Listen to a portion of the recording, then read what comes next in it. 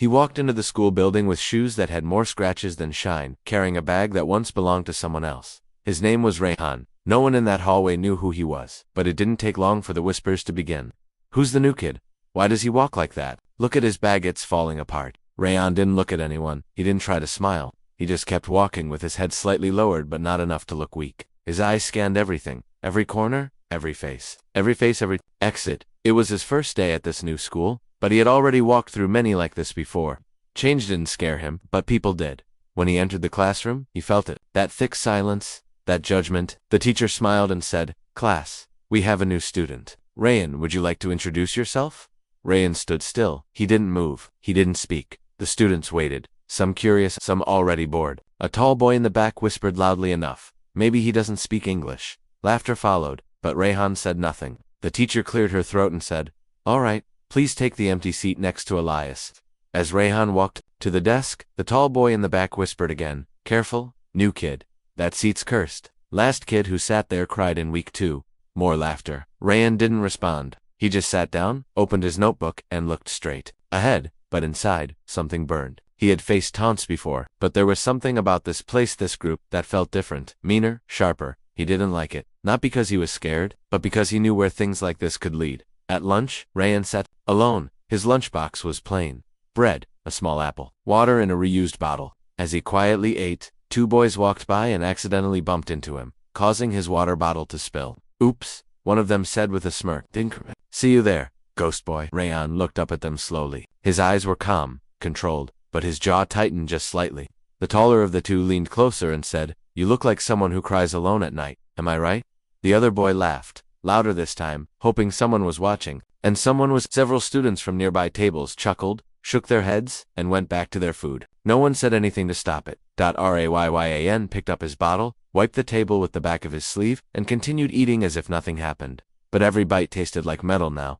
He had tasted humiliation before, but the worst part wasn't the bullying, it was the silence of those who watched and chose nothing. That evening, Rayhan walked home in the rain. He didn't bother opening his umbrella. His hoodie was thin, already soaked. When he reached the small apartment where he lived with his mother, she opened the door with a soft smile. "You're drenched," she said. "You'll catch a cold." He nodded and walked in. She asked how his first day was.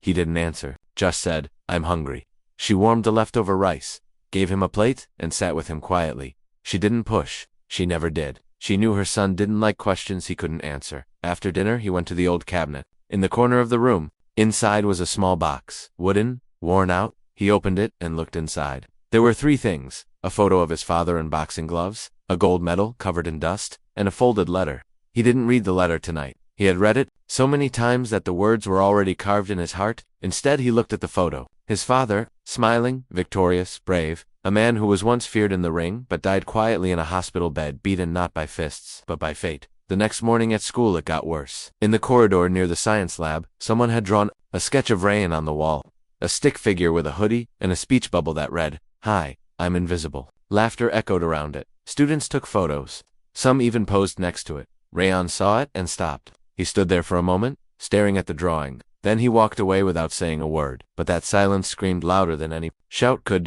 In class, the teacher announced a group project. Students would be paired. Rayhan was placed with Elias, the quiet boy with large glasses and a backpack filled with books. Elias looked nervous. Hi," he said. Rayhan nodded. Elias hesitated, then whispered, "I'm sorry about what happened." In the hall, Rayhan didn't respond. Elias continued, "They pick on anyone who doesn't talk much. You're not alone." Rayhan looked at him for a moment and said softly, "But they think I am." And that was the only sentence he said that day. Later, during gym class, things took a turn.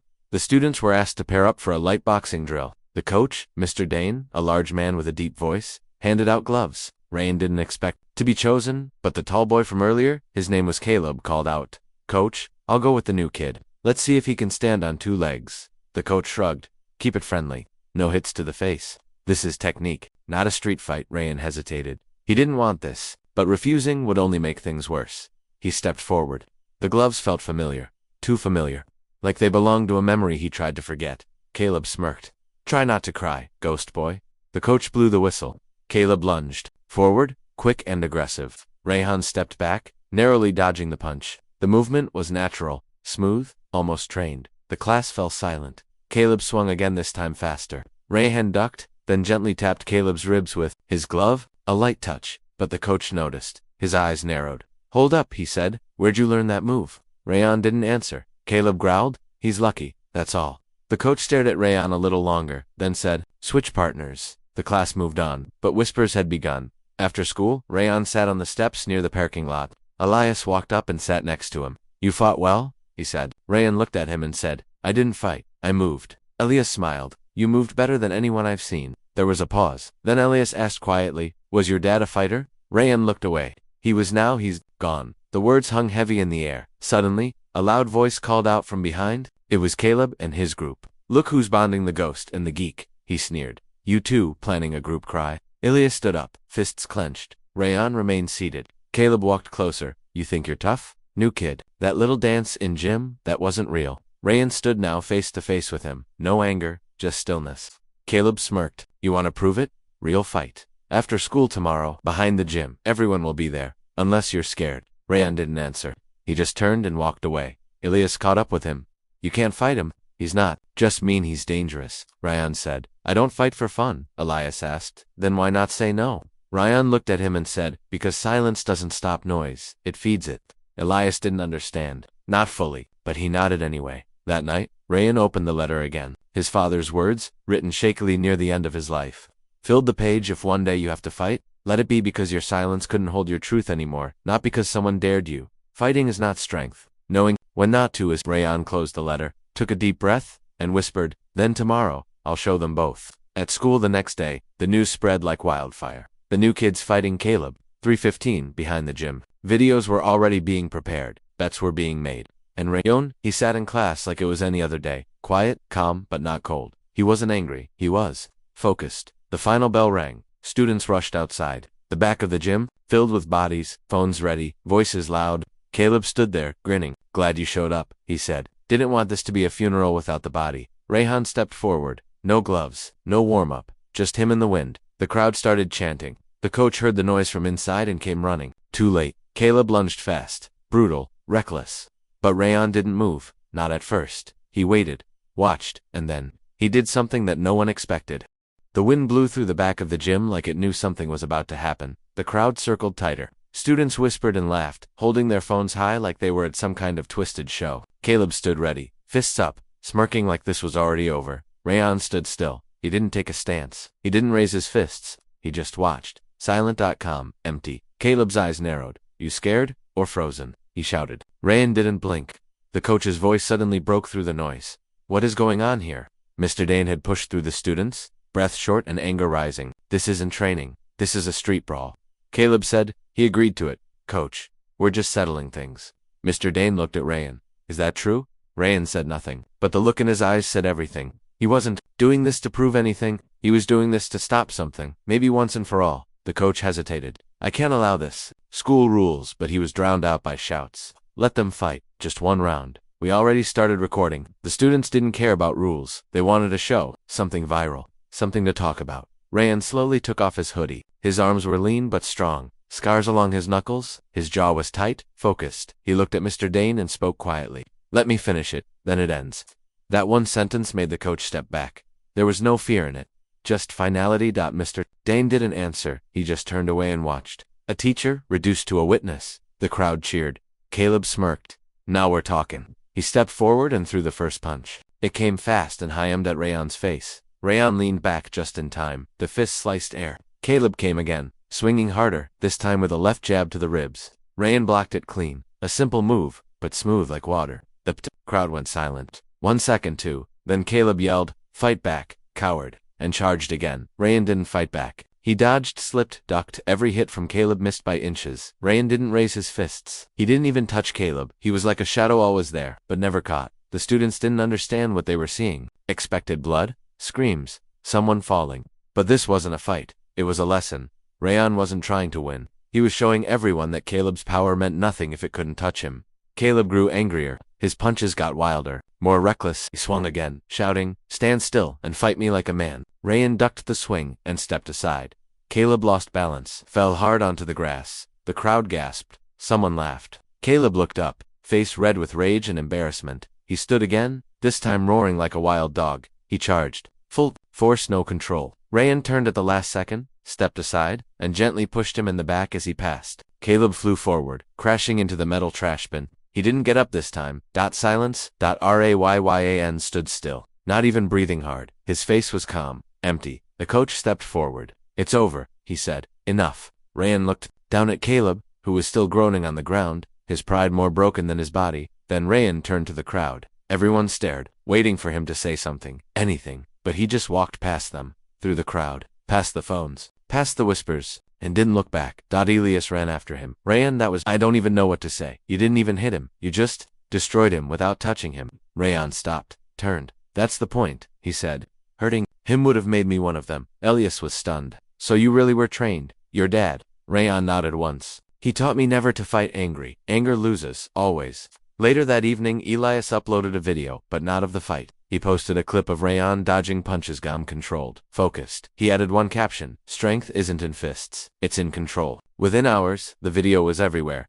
Comments flooded in. Who is this kid? Is this real? Better than any movie fight I've seen? Respect. Rayan didn't care. He wasn't online. He sat on the rooftop of his building, legs crossed, eyes watching the stars. His mother joined him quietly, sitting beside him. I saw the video, she said. He nodded. She looked at him and said, your father would have been proud. Not because you won, but because you walked away with dignity. He didn't answer, but she knew he felt it. The next morning at school, everything had changed. Whispers turned into stares. The same students who laughed now moved out of his way. Some even nodded at him, not mockingly, but with quiet respect. Caleb wasn't in school. Rumors said he skipped out of shame. In the hallway, one of Caleb's close friends came up to Rayan. His name was Theo. He looked nervous. Hey, look, I don't want trouble. I just wanted to say, I saw what you did, and I think it was brave. Different. I don't think any of us expected that. Rayan said nothing, just nodded. Theo continued, you don't have to talk. I just wanted you to know not everyone's against you. Then he walked away. Elias came up beside Rayan and said, that's the first time I've seen Theo speak politely to anyone not wearing expensive sneakers. Rayan smirked. A rare smile, faint, but real. But not everyone was happy that afternoon. Mr. Dane called Rayan into his office. The coach looked serious. What you did was impressive, but the school board doesn't see it that way. Rayan waited. Mr. Dane sighed. You're not in trouble, but I've been asked to keep an eye on you. Some parents think you're a threat. Rayan raised his eyebrows. For not fighting? Mr. Dane shook his head. Because they don't understand you, and people fear what they don't understand. There was a pause. Then Mr. Dane said something unexpected. Have you ever trained professionally? Rayan nodded slowly. My father was a champion. He taught me everything. Mr. Dane leaned forward. There's a local youth boxing league. No crowds, no mocking, just discipline and skill. I think you should join. Not to fight others, but to sharpen who you already are. Rayan didn't answer. Mr. Dane smiled. Think about it. That night Rayan opened his father's letter again. One line stood out now, louder than before. If the world tries to break you, teach it your rhythm, not your rage. The next day during gym, Mr. Dane pulled Rayan aside. You have 1 week. The league tryouts are next Saturday. You and Rayan looked at Elias. Elias grinned and said, I'll come watch. You better not embarrass me. Rayan nodded. In as news of the tryouts spread, something unexpected happened. More students started talking to Rayan not out of fear, but curiosity. Some even asked if he could teach them how to move like that. Rayan wasn't used to the attention, but he didn't mind it now. It wasn't mocking anymore. It was interest, and that felt different. But trouble wasn't done with him. That evening, as Rayan left school, a car slowly pulled up beside him. Tinted windows. The door opened slightly. A voice called Rayan. He froze. The voice was deep, older, serious. He turned to see a man step out, dressed in a black coat, gray beard, sharp eyes. I knew your father, the man said. He and I fought once. He beat me, but I never forgot him. When I saw that video, I saw him again. Rayan didn't speak. The man continued, You've got something, boy. Something rare. Control, power, purpose. He handed Rayan a card. It read, Legacy Boxing Foundation, private invitation. Rayan looked at the card, then at the man. Why me? He asked. The man smiled faintly. Because the world doesn't need more fighters. It needs more stories like yours. Then he got in the car and drove away. Rayan stood alone, card in hand. Head spinning, he thought the fight was over. But it had only just begun. Rayan held the card in his hand long after the man had driven away. It was firm, black with silver letters, and heavier than it looked, like it carried weight beyond its size. Legacy Boxing Foundation, private invitation. He turned it over. An address, a time, a name, Jamal Reza. His fingers traced the edge of the card while his mind filled with questions. Who was this man really? Why now? And what did he mean by I saw him again? Was it a trap? Or something more? That night, Rayan sat alone in his room, staring at the box in the corner, the same box that held his father's photo, medal, and letter. He opened it again, took out the photo. His father was younger in it, smiling, strong, wearing the same gloves Rayan had tried on when he was 8. If you want to be strong, his father once told him, learn when not to throw the punch. He didn't understand those words back then, but now, after everything at school, he was starting to see the meaning. The next morning, the school felt different again. Eyes followed him, but not with laughter anymore. People stepped aside when he walked. Some nodded, some avoided him. Elias walked beside him and said, you know, you're officially a mystery now, right? Rayan raised an eyebrow. Elias continued, I mean, who gets into one fight without fighting and becomes a legend in 1 week? Rayan smirked. I didn't ask for it. Elias shrugged. That's exactly why it happened. During lunch, Theo sat next to them. Rayan was surprised. Theo, one of Caleb's closest friends, looked unsure but respectful. Hey, just wanted to say Caleb, he's not coming back for a while. His parents are pulling him out. Said he needs a reset. Rayan didn't respond. Theo added, he wasn't always like that. Things changed after his brother left. Not an excuse, just, thought you should know. Rayan nodded. I never wanted him gone. Just quiet.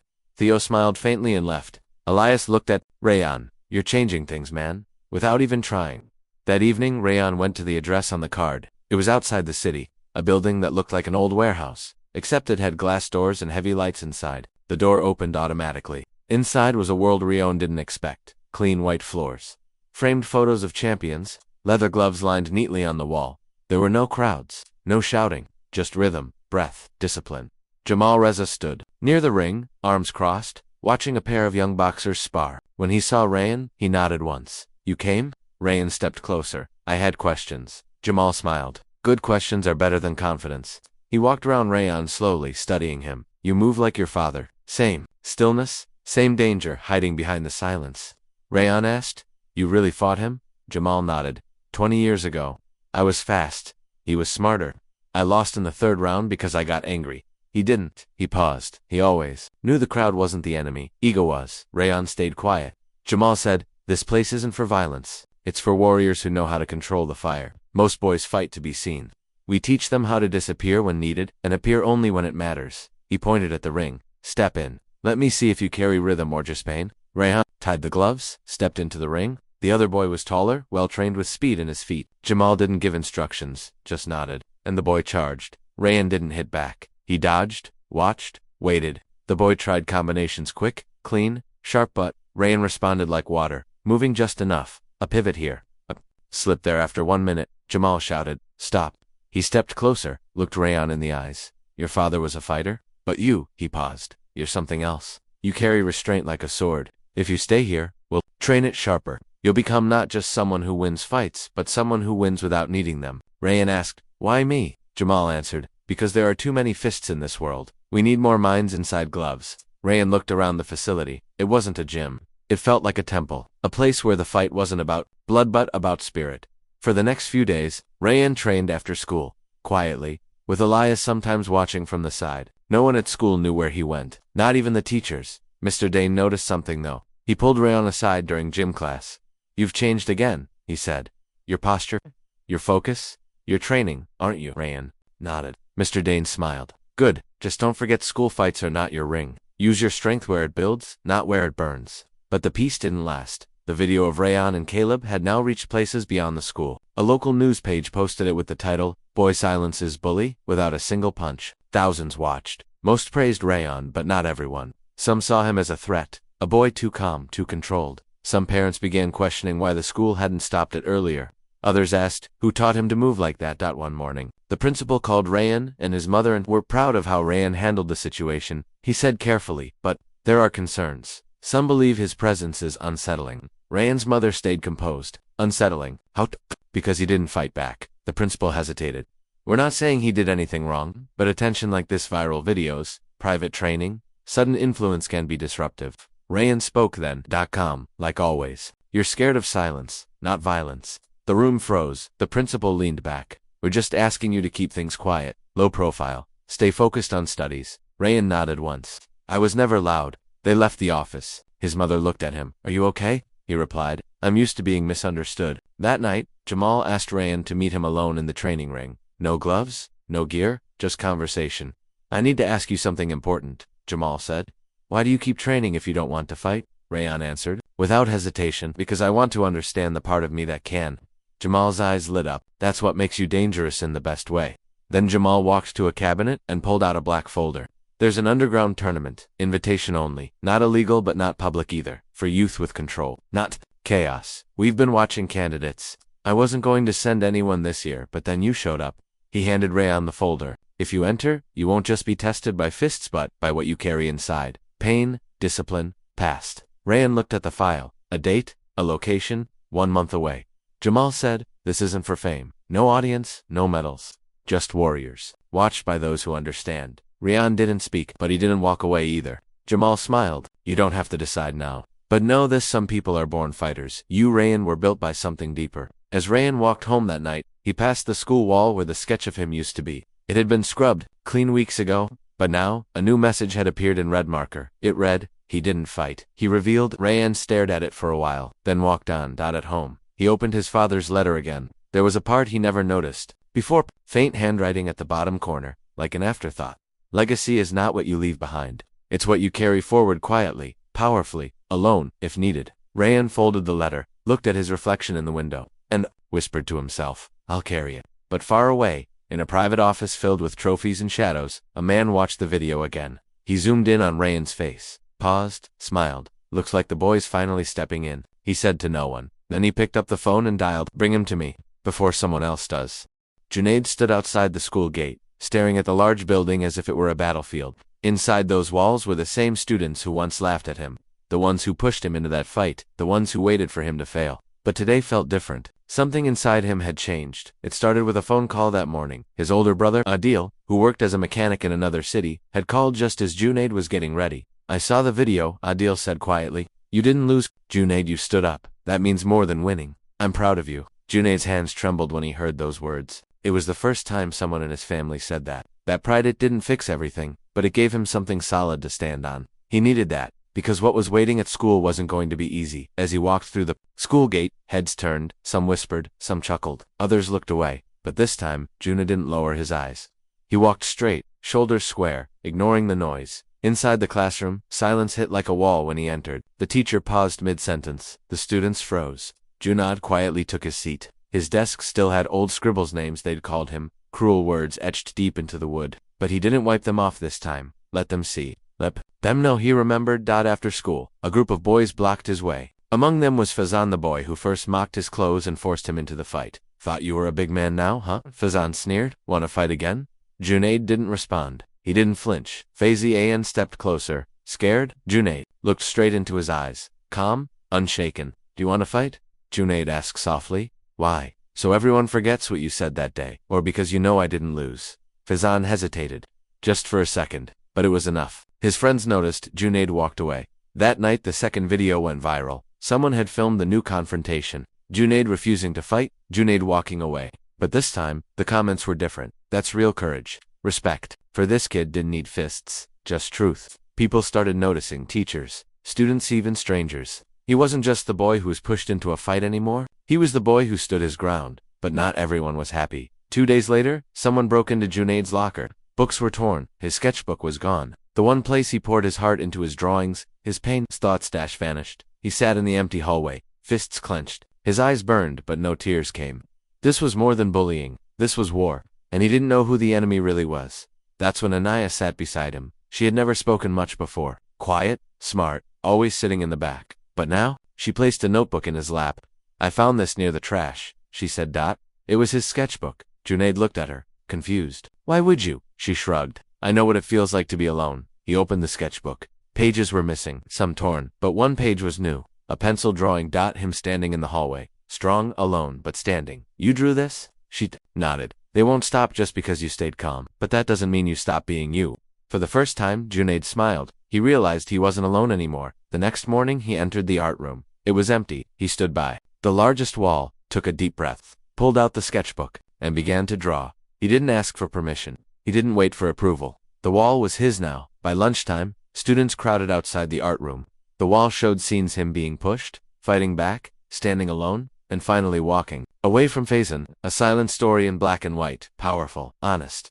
The principal walked in. Silence fell. Everyone expected him to yell, to stop Junad. Instead, he stared at the wall for a long time. Then, he turned to Junaid. Finish it. Junaid's eyes widened. What? Your story? Finish it. He nodded slowly. But even as students clapped and murmured, even as teachers smiled and praised his works, something darker was moving behind the scenes. That evening, someone posted a new story on a fake Instagram account, a lie, accusing Junaid of being violent, of attacking Faze in fake photos. Twisted words dotted spread fast. People who once praised him now doubted him. The school called his parents. They sat in silence. Unable to understand, Junaid's father looked at him with cold eyes. Is this true? No. Junaid whispered. You believe them? His father said nothing, and just like that, the silence returned. But this time it felt heavier. That night, Junaid stared at his wall. Not the one at school.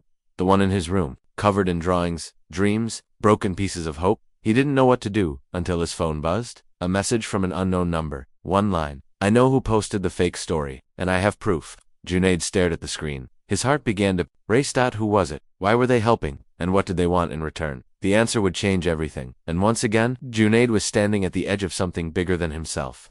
Junaid didn't sleep that night. He kept staring at the message. I know who posted the fake story, and I have proof. He read it over and over again, as if the words would change. He thought maybe it was a prank, or worse, a trap. But something about it felt real. The timing, the silence after the chaos, it wasn't random. He finally typed back, Who are you? No reply. Not that night. The next morning, school was quiet, but not in a good way. There were whispers again, stares again. Even some of the teachers looked at him differently. The damage had been done. That fake story online, people believed it. Because they wanted to. Because it was easier to believe the worst. He sat at the back of class, alone again. Even Anaya kept her distance. Not because she didn't care, but because she was scared to. People had started commenting under her drawings. On Instagram, calling her a liar, a traitor. Some told her to stay away from Junaid if she knew what was good for her. At break time, he didn't go to the canteen. He went to the rooftop, his quiet place. But this time, someone was already there, a boy hoodie on, head down. Junaid tensed, ready for trouble. The boy didn't move. Then slowly, he pulled out his phone and held it up. On the screen was a screen dash recording. It showed Faizan laughing, typing something on his phone, then posting the fake story. The fake screenshots, everything. I screen recorded his phone, the boy said, still not looking at Junaid. He was doing it in the library. I sit behind him. I saw him editing the pictures. He was bragging to his friends about how everyone would believe it. Junaid couldn't speak. Why are you showing me this? The boy hesitated because no one helped me when they did it to me. Junaid looked closer. He recognized the boy, not his name, but his face. He was always quiet, always alone. The kind of boy people didn't notice unless they wanted to make fun of someone. They fake stuff about you too? Junaid asked. He nodded. Last year said I stole answers before exams. I didn't, but no one cared. He finally looked up. People like Us, they always believe the worst. Junaid took the phone, copied the file, and whispered, Thank you. The boy didn't reply. He just walked away. That evening, Junaid uploaded the screen dash recording. No music, no edits, just the raw truth. It exploded. Within minutes, comments started pouring in. Faizan exposed. This boy needs justice. Junaid didn't lie. Who's protecting Faizan now? By the next morning, Faizan was called to the principal's office. His parents were there too, and the atmosphere had changed. Junaid wasn't the suspect anymore. He was the one demanding answers. The principal called an assembly, a rare one. He stood before the entire school and said, Sometimes, the loudest voices are the most dishonest, and sometimes, the quiet ones are just trying to survive. He didn't say Junaid's name, but everyone knew. Faizan was suspended. 3 weeks, but that wasn't the end. Something else happened, something Junaid didn't expect. A local journalist picked up the story. Boy accused by fake evidence fights back with art and truth. The headline appeared online, with pictures of his wall drawings, his artwork, even his sketchbook pages. In a short interview where Junaid, nervous and soft-spoken, said just one thing that touched everyone. I don't want people to think I'm strong. I want people to know it's okay to be scared, and still stand. The video went viral. He didn't become a celebrity, but he became a voice. Teachers treated him differently. Students who used to mock him now nodded when they passed by. Some even apologized. But Junaid didn't feel proud. He felt pressure. More eyes on him. More expectations. People wanted more drawings, more interviews. They wanted him to be something he wasn't sure he could be. Even at home, things were shifting. His mother smiled more. His younger sister hugged him tighter. But his father, still silent, still distant. Until one night, after dinner, his father stood by his bedroom door and said, They want me to come for the school's parents' ceremony next week. Junaid looked up. Surprised. Will you come? He asked. His father didn't answer right away. I don't like noise, he finally said. But, I'll come if you want. Junaid nodded slowly. Yes, I want. The night before the ceremony, Junaid stayed up, drawing something new on his wall. A boy, standing in a storm, head up, eyes forward, behind him a crowd, watching, waiting. Didn't finish the faces in the crowd. He left them blank, because he wasn't sure anymore who was real, and who would leave again, at the ceremony. The hall was full. Parents, students, teachers, one by one. Students were called to receive certificates. Applause echoed. Smiles everywhere. Then the principal called Junaid's name. Not for academics, not for art, but for resilience and truth. The crowd clapped. Loudly, Junaid walked to the stage. He looked into the crowd, found his mother, his sister, and his father, standing, clapping, not smiling but not frowning either, just watching. Proud. In his own silent way, Junaid held the certificate. It wasn't made of gold, it wasn't money, but it felt heavier than anything he had ever held. And just when he thought this might be the end of his fita, man stepped up from the crowd. Not a parent, not a teacher. He introduced himself as someone from a youth art organization. "We saw your drawings," he said. "We want you to join our program. Fully funded, special mentoring, real-world exposure." Junaid blinked, unsure if he heard right. "You mean like a scholarship?" The man smiled. "Yes, if you're ready." Junaid looked around. At the students who once hated him, the teachers who doubted him, the school that nearly buried him. Then he looked at his father, and this time his father nodded. A slow, proud nod, and that's when Junaid finally understood. The room was quiet. Too quiet. The bell had rung, but no one moved. Every eye followed Aryan as he walked down the corridor, bruised but not broken. His name was now whispered differently, not with mockery, but with uncertainty. A day ago, he was invisible. Now, he had become something else entirely. Aryan stepped into class, and the seats that once felt miles away now parted for him like water. No jeering, no laughter, just silence. But it wasn't peace, it was pressure. A heavy silence where everyone was trying to guess what he'd do next. But Aryan didn't sit. He kept walking to the back of the class. Straight to Rahul, the boy who had first shoved him, who had laughed when Aryan's nose bled, who had called him dirt with shoes. Aryan stood by his desk. Everyone held their breath. Even the teacher, just entering, paused at the door. And then Aryan did something no one expected. He put a chocolate bar on Rahul's desk. "You dropped this yesterday. Thought you might need it," he said, softly, turning and sitting at the far corner. The room didn't breathe. Rahul stared at the bar, the same one he had mockingly tossed at Aryan before the fight, yelling, "Here, dog, eat this." Aryan had picked it up. Now, he'd returned it. But why? The truth was, Aryan wasn't just fighting fists. He was fighting something deeper, his own storm inside. And this wasn't weakness. It was control. But it didn't stop the murmurs outside. Class. In the cafeteria, Aryan found a message scribbled on his table. "Fight again after school. Don't be a coward." Another challenge. Another trap. And this time, it wasn't Rahul. It was Jai, the school's sports captain, a boy with a reputation and a crowd. Aryan stood near the water cooler, thinking, he didn't want another fight, but if he backed down, now he'd lose what little ground he'd gained. That evening, he showed up. The schoolyard was full. Phones were out. Record buttons ready. Jai stood shirtless, flexing for his followers. Aryan stepped forward, not confident, not scared, just, "Ready? Pick your weapon." Jai smirked, tossing a pair of gloves at Aryan. Boxing gloves. But Aryan didn't catch them. He looked around. "Why are we doing this?" he asked. "To show you your place," Jai said. "You think you're someone?" Now, Aryan was quiet. "I'm not here to fight you," Aryan finally said. "I'm here to stop fighting." The crowd jeered, but then Aryan turned, took off his shoes, and walked away barefoot. The boys behind Jai laughed. "Coward." But then, as Aryan reached the school gate, someone clapped. Just one, then another, until the entire group stood in confused silence as two girls started slow clapping, followed by a few more students. They weren't clapping for strength, they were clapping for courage. Jai stared at the fading figure of Aryan, unsure why his chest felt tight. This wasn't weakness. This wasn't running, this was power. But the story wasn't over, because when Aryan got home, a black car was parked outside, and the man who stepped out had a military badge on his chest. Aryan froze. "You're Aryan Khan?" the man asked. Arya nodded. "I'm your father's friend. He asked me to check on you." Aryan's heart dropped. His father was supposed to be dead. The man reached into his coat and pulled out a sealed letter. "For your eyes only," he said. Aryan's hands trembled as he took it. The envelope was heavy, thick. The paper inside had a faint smell of gunpowder. He looked up, but the man was gone, disappeared. The letter's seal bore an emblem Aryan didn't recognize. He tore it open and read the first line. "If you're reading this, it means I've failed to protect you." His breath caught. The paper shook in his hand. What came next would shatter everything he believed about himself, his family, and the truth behind why he was being watched, why he was being pushed, and who had really been pulling the strings all along. His fingers clenched the paper as the world around him faded. The letter in his hand wasn't just words. It was a doorway to a truth he never asked for. He sat down on the cold staircase outside his house and read, "If you're reading this, it means I've failed to protect you. They were never supposed to find you. Not like this." His heart pounded louder with each line.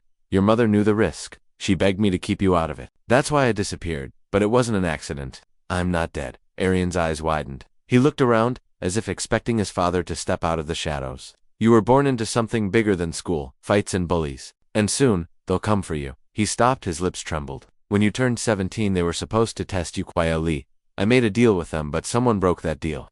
Arian's fingers ran over the bottom of the letter. There was a small drawing there, a lion's face. Inside its mouth, a code, a number, the 9th of March 17. What does that mean? He whispered. He ran inside, locking the door behind him. The lights flickered again. He opened his drawer, took out his father's old diary, something his mom always kept hidden. Now it made sense. He opened the last page. There it was. The kpenya, same lion emblem, a faded drawing he had ignored as a child. Beneath it, only awaken when the fire is lit. Suddenly, a loud bang hit the front door. Arian froze. Another bang. Then a voice. Open the door. Arian, we just want to talk. It was Jai, but this wasn't a school prank. Arian peeked through the window.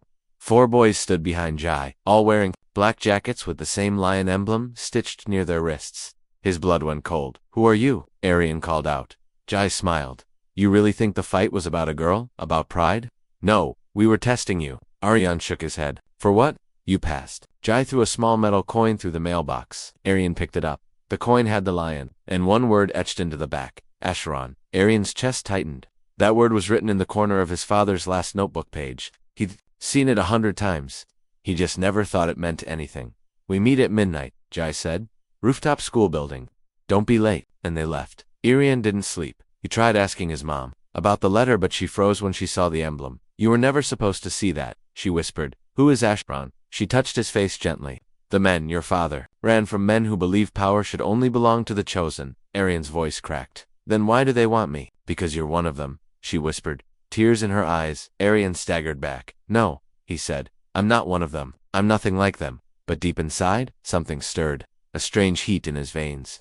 Something he didn't understand, but could no longer ignore. That night, at exactly 11:57 p.m., Arian left the house. He walked through the sleeping streets, climbed the old metal ladder, and reached the rooftop of the school. They were waiting. Jai, the 3 others, all standing in a circle. Jai spoke first. You think this was about courage? About standing up to bullies? But it was always more. We've been watching you since your first punch. Since you stood back up. Since you didn't fight. And still, Arian's fists tightened. I didn't ask for this. No, Jai said, but you were born for it. He handed Arian a box. Inside, an old watch, gold rusted, and inside the lid, his father's initials. This was the final key, Jai said, and only you can unlock it. Arian put it on. The hands on the watch began to spin wildly. A blue light pulsed from it. Suddenly, the rooftop beneath him shimmered on. A hidden door opened in the floor. A staircase going underground. Jai looked at Arian and said, ready to know who you really are? Arian's voice was a whisper. Yes. And he stepped down into the darkness, not as a broken boy, but as the boy with the fire inside him. What he would find next would change his purpose, his future, and reveal a truth that could destroy everything he ever believed about power, pain, and who had been watching him since the beginning. Arian took slow steps downward. Each stair creaked beneath his weight, as if it hadn't been touched in years. The air smelled of iron, old books, and something else like a storm waiting to happen. Blue lights glowed along the walls. Symbols lit up as he passed. Ancient writing, unfamiliar, yet oddly familiar. Somewhere deep inside, he could almost read it. He reached the final step. What lay before him wasn't just a basement, it was a chamber, massive, silent, and filled with things that shouldn't exist. Screens flickered in one corner. Maps of cities, energy patterns, surveillance footage. In another corner, files, marked with names and symbols, most of them crossed out. But what caught Arian's eye was the statue in the center, a tall figure, cloaked in shadow, holding a burning sword. At its feet, for symbols, one of them the lion. You weren't supposed to see this until your 18th, Jai said, stepping beside him, but the council fast-tracked your awakening. Ayan turned. What is this place? The archives. It's where Asheron keeps the truth. Jai walked over to a locked drawer and pulled out a file. He tossed it to Arian. It was thick, heavy, labeled Subject Arian R. Malhotra, Tier 5 Potential Restricted Areas. Throat dried. What is Tier 5? Jai didn't answer.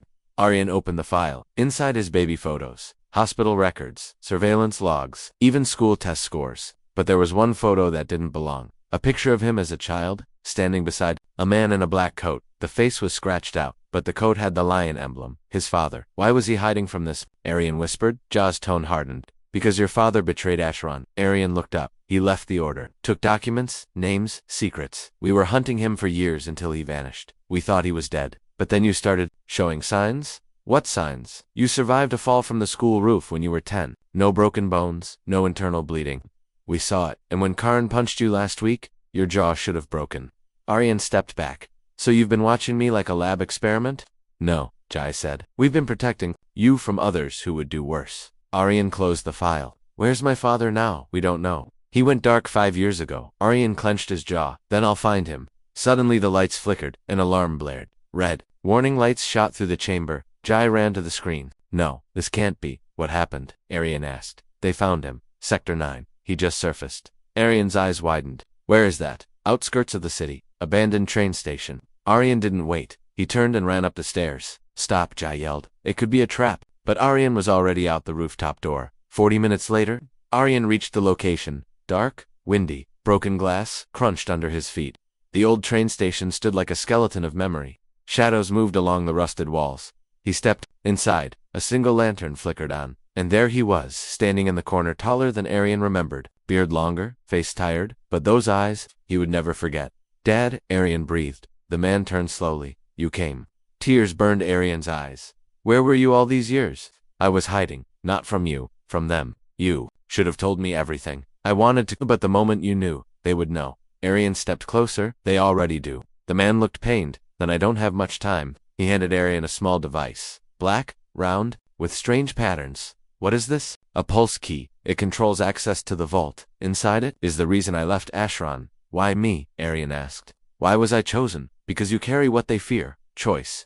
You weren't born to obey. You were born to question. Suddenly, a gunshot echoed through the building. Aryan ducked. More figures appeared dressed in black. Ashran agents. His father pushed him. Run. I'm not leaving you again. But before Aryan could move, his father pressed something on the device. A flash of blue light surrounded Aryan like a shield. Everything slowed. He watched helplessly as his father turned to face the agents. A second gunshot. Aryan screamed. The shield pulsed. Then darkness swallowed him whole. He woke up in a white room. Jai stood over him. Where is he? Aryan gasped. Jai didn't answer. Aryan sat up. Where is my father? Gone, Jai said. Aryan fell silent. But Jai placed something in his hand. It was the pulse key, burnt around the edges, but intact. Aryan closed his fingers around it. His father was gone, but his mission had just begun. Ashran had taken enough. Now, it was time to return the fire. The pulse key rested on his palm like it weighed the world. His father's blood was still fresh in his mind. His final words, the look in his eyes, the sacrifice. He had questions, 1,000 of them, but only one mattered now. What was in the vault? Jai entered the room with a man Aryan hadn't seen before. Gray hair, sharp suit, eyes that saw too much. This is Director Ammon, Jai said. He oversees the eastern operations of Ashran. Aryan didn't speak. Director Ammon walked over and looked down at the pulse key in Aryan's hand, so it finally returns. Aryan clenched his jaw. What's inside that vault? The director didn't answer immediately. Instead, he gestured toward the wall. A section of it slid open, revealing a screen. Footage played black and white clips of riots, strange energy storms, collapsing buildings, and people levitating, screaming, glowing. You think Ashran is about control, Ammon said, but in the beginning, it was about containment. He pointed to a woman on the screen, her hands glowing, eyes turning black. She touched the vault in 1986. Within 48 hours, she wiped out an entire city block. Her own family included. Aryan's chest tightened. Ammon turned to him. Your father believed the vault should be revealed. He thought it could heal the world, but we saw what it could unleash. He left us when we refused to open it. He believed the truth was worth the chaos. Aryan shook his head. Then why? Keep it hidden. Because people fear what they don't understand, and what they fear they destroy. Aryan stood. Then I'll open it. Ammon's voice dropped. If you do, there's no going back. Ashran will split. Half will follow. Half will try to bury you. Aryan's voice was quiet. Let them try. The journey to the vault wasn't above ground. It was underground, beneath the old metro lines where history had been buried and locked away. Aryan, Jai, and a small Ashran team moved quickly. No one spoke. They passed layers of thick steel doors, each requiring the pulse key and a drop of Aryan's blood.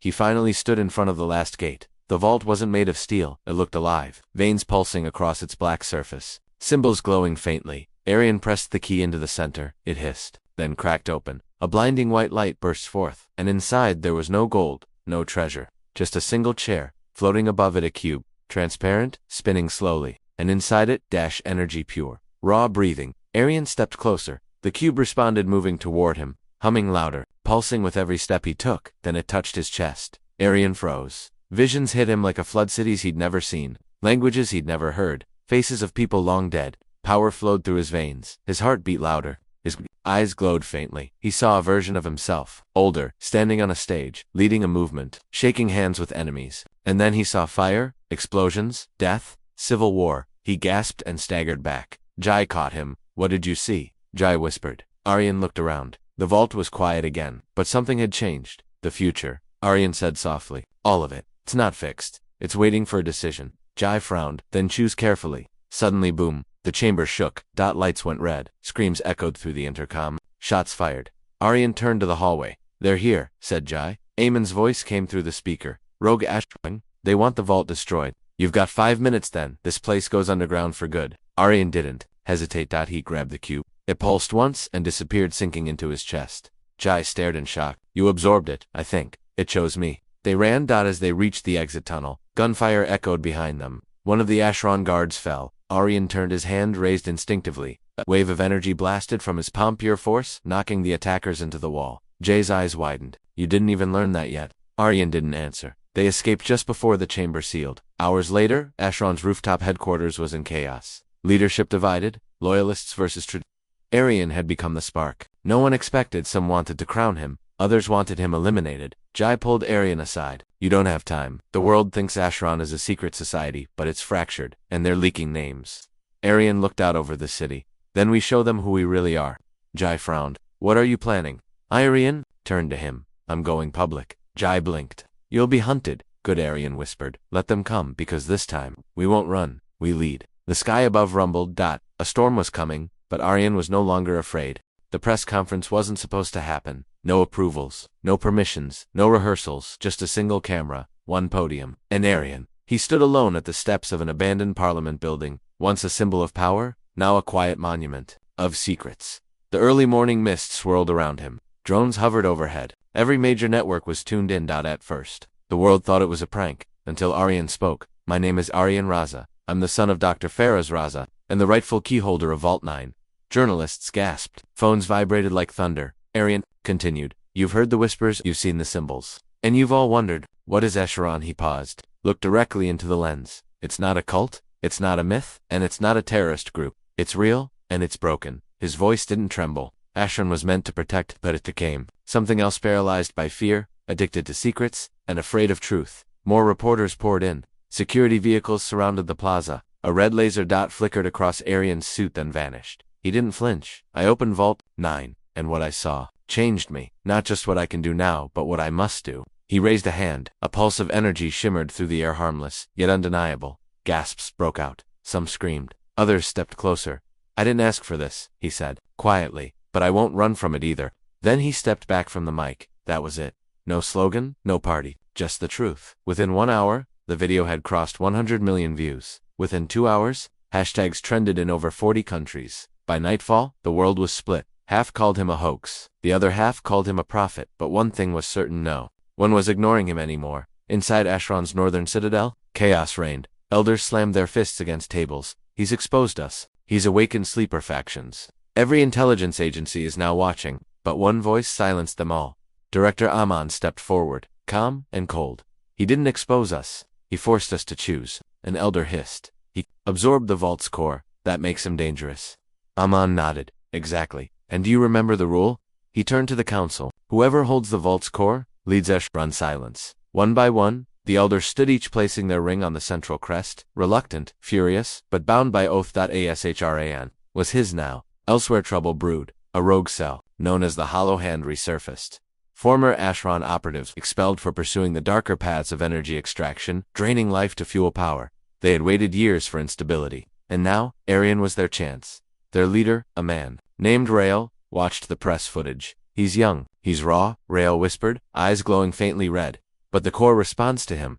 That means he's the last piece. A hollow agent stepped forward. Do we engage? Rael smiled. No, we welcome him.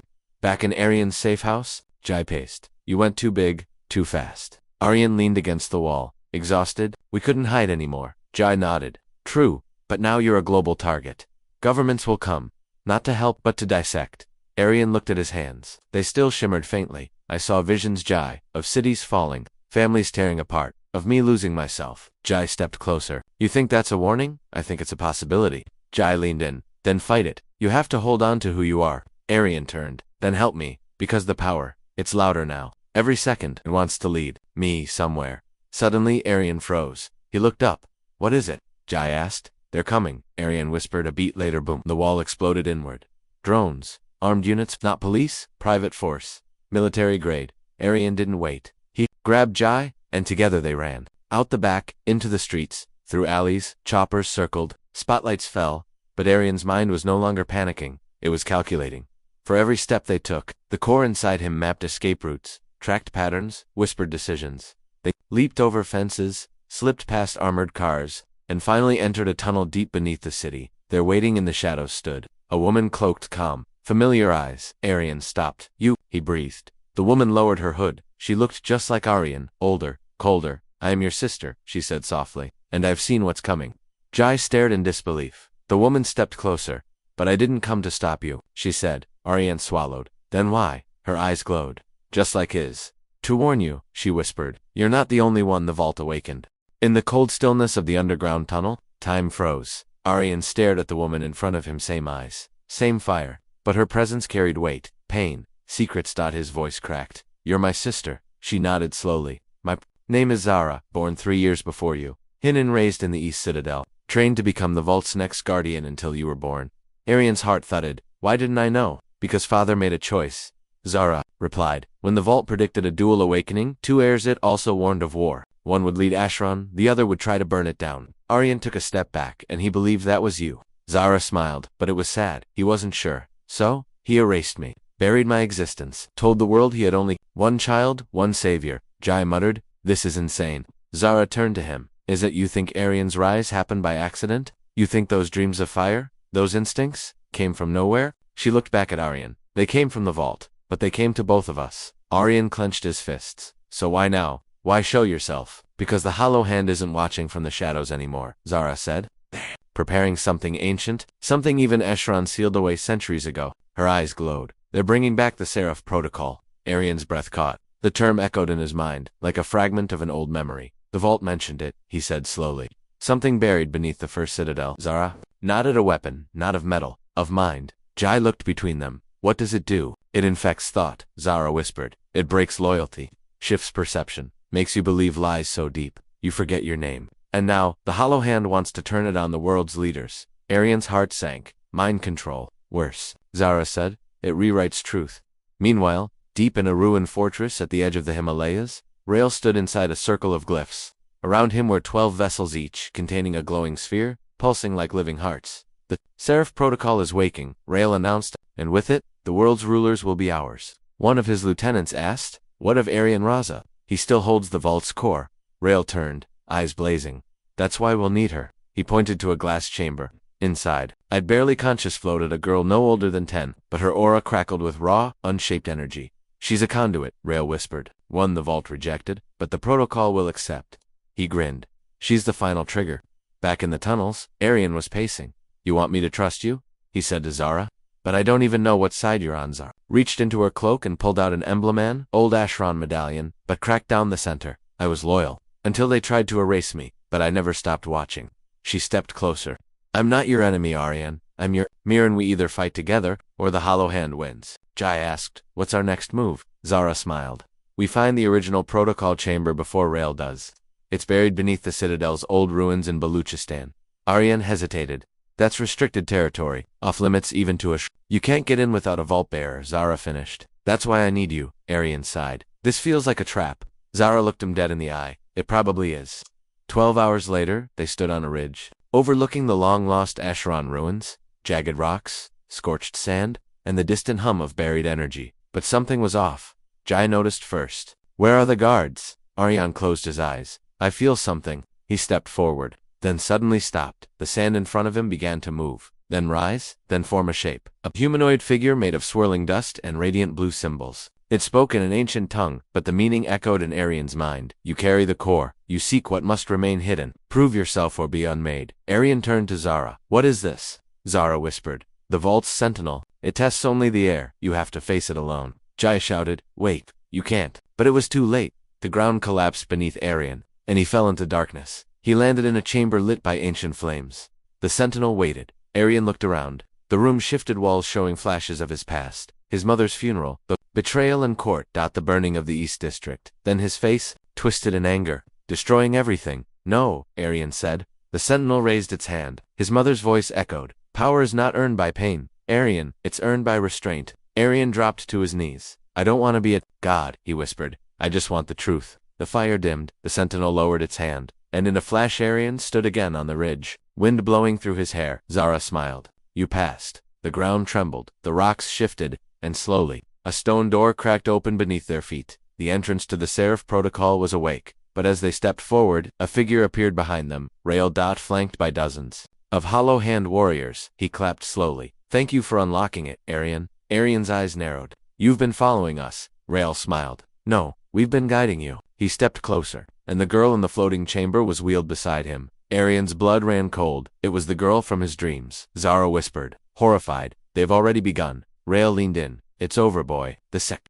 protocol is online, and when this girl speaks, the world's leaders will forget their past, their loyalty, and they will all bow to me. Arian took a step forward, energy burning in his palms. Then I'll stop you. Rael grinned wider. No, Arian, you'll join me. He raised his hand, and the girl opened her eyes. A beam of light shot straight into Arian's chest, and suddenly he couldn't remember Zara's name. He couldn't remember Jai. He couldn't remember why he was fighting. Only one voice echoed now. Obey me. Arian stood alone in the center of the auditorium stage. Thousands of eyes locked on him, student news teachers, news crews, government officials, and his former enemies. Lights flashed. Cameras rolled. But inside, Arian felt nothing except calm. Just days ago, the school had nearly burned down in chaos. Jai's confession, recorded and leaked by Arian's hidden mic, had exposed the underground student betting ring and the higher-ups involved. Names had fallen like dominoes, principals, coaches, even the district education head. But Arian hadn't planned on being a hero. He just didn't want anyone else to feel what he had felt. Alone, broken, mocked. Now he stood not as a fighter, but as a voice. He cleared his throat. The room hushed. I was pushed into a fight I never chose, he began, his voice steady. Mocked, used, and left to survive on my own. I thought the only way to survive was to hit back. Some students lowered their heads, others sat forward, but that wasn't courage. That was noise. He looked around the room. Real courage is showing up every day, without becoming the monster they say you are. He paused. When I first stepped into this school, I was just a shadow. My clothes were old, my shoes torn. My silence made people uncomfortable, and their laughter made me numb. He took a deep breath, but somewhere in the pain, I found something more powerful than revenge. He reached into his pocket and held up a wrinkled paper. It was the final page of his father's letter. He told me, son, your greatest fight will never be with fists. It'll be with the part of you that wants to become like them. Don't. Gasps echoed. Someone in the back began to cry. I didn't win by hurting anyone, Arian continued. I won by surviving, by forgiving, by speaking. The room stood still. Then, applause erupted. Not wild, not chaotic, just real. But Arian wasn't done. There's one more thing I have to say. Everyone went silent again. He looked directly at Jai, sitting quietly beside his mother and legal guardian. Arian nodded. I forgive you. Jai's head dropped, and I forgive myself too. A tear rolled down Arian's cheek. He smiled softly and walked off stage. Outside, the media surged forward, but Arian moved past them. He didn't need headlines. He didn't need fame. He just needed peace. As he stepped onto the street, his mother stood waiting. She held a letter in her hand, freshly mailed. Arian took it and opened it. Congratulations, you've been accepted into the Youth Leaders Global Scholarship Program, Washington, D.C. Arian froze, then looked up. He had made it. Not by power, but by truth. Suddenly, behind him, a group of students shouted his name. Arian, Arian, tell us your next step. He turned and smiled. Next step, he pointed to the sky. I'm not done yet. He walked forward. The boy they pushed, the boy they mocked, had become the voice that changed everything.